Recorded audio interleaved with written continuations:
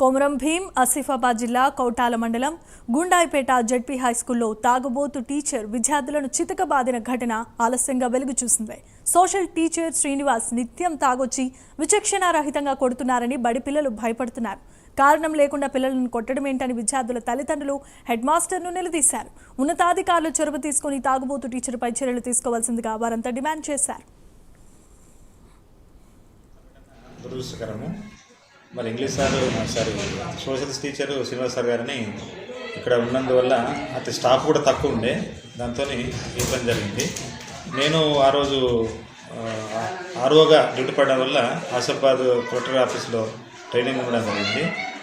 దానికి గాను ఇక్కడ లేకుండా వల్ల ఆ రోజు శ్రీనివాస్ గారు ఏదో కోపంతో పిల్లలు అరెస్ట్ చేయడం అంటే రెగ్యులర్ డిసిప్లిన్ ఉంచడానికి కొట్టడం జరిగింది. ఆ కొట్టే క్రమంలో కొంచెం దెబ్బ పెద్దగా తగిలి పెద్దగా అయింది. దానికి కానీ చింతిస్తూ ఇక్కడ నుంచి అది జరగకుండా చూస్తాము. జరిగిన సంఘటనని పునరుద్ధం కాకుండా ఆయనకు మేము కూడా జారీ చేయడం జరుగుతుంది, యాక్షన్ కూడా తీసుకోవడం జరుగుతుంది.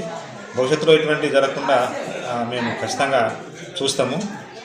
డిసిప్లిన్ మరియు స్కూల్ అభివృద్ధికి తోడ్పడే విధంగా ప్రతి ఒక్కరిని క్రమశిక్షణ ఉండే విధంగా మేము చూస్తాం ఇక్కడ నుంచి.